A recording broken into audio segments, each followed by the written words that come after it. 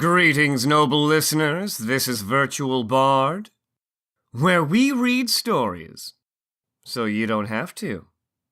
Today we are reading Physicality of Werewolves. Far too many books such as this one begin with some sort of justification. Some reason for studies concocted, in the hopes that the writer's obsession will be seen in a more noble light. I make no such pretensions. No werewolf killed my family. None ever threatened me personally, nor even an acquaintance of mine. My obsession is born out of simple curiosity, with a strong dose of hatred for the unnatural. Is it possible to hate something without having been done harm by it? I am no philosopher. And thus here ends my introduction. On with my studies.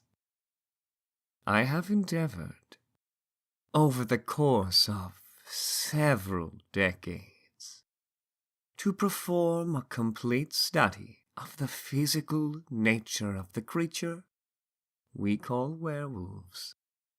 I overlook entirely the origins of this plague, whether it is acquired voluntarily or inflicted, and how one might be cured.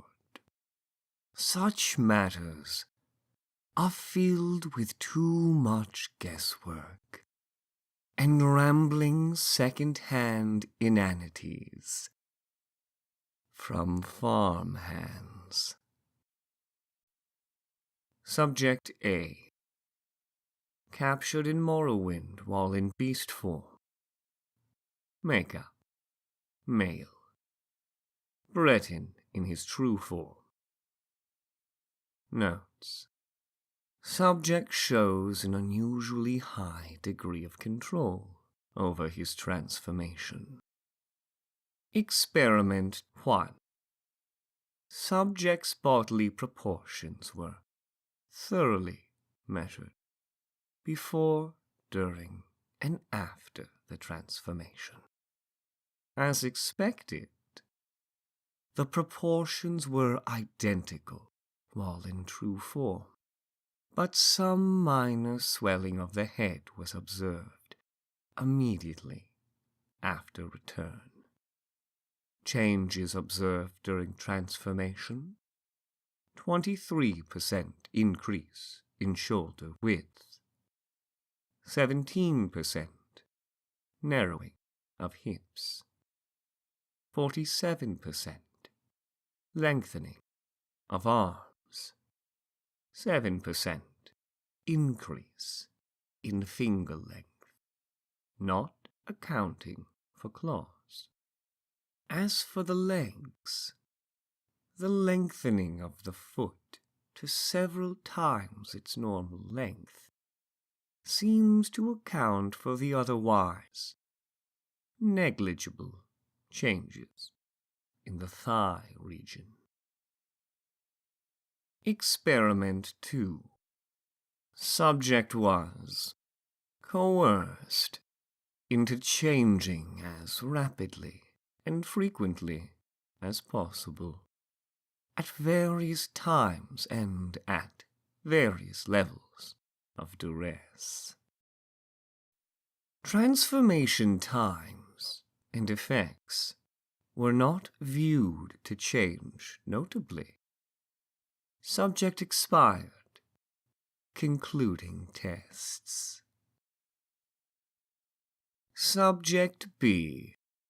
Captured in Cyrodiil, already imprisoned by local authorities in true form. Makeup. Female, nor in her true form. Notes.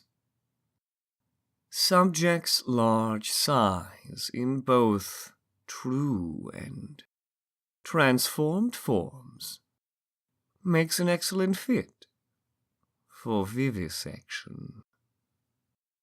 I believe I may be the first to witness a werewolf transformation ply its effects on the internal workings of a creature. The heart is the first thing to swell, long before the lungs or bones shift to accommodate it. This may account for the intense chest pains that some of the afflicted report directly before their changes. More interesting were the changes observed in the muscles of the legs. I had expected a strengthening, as the beasts are known for great power and speed. But they also seemed to change color into a dusky brown. This could also be attributed to blood loss from the procedure. Before the subject expired, I worked applying some known remedies for the disease directly to the internal organs. Wolfsbane petals applied to the bones seemed to render them brittle, and the rib cage nearly collapsed at the touch. The juice of a ripened belladonna berry was pressed directly into the veins, and they could be seen to shrivel behind the flow as it moved through the system. Upon reaching the heart, the major vessels pulled away completely, and the subject expired within minutes.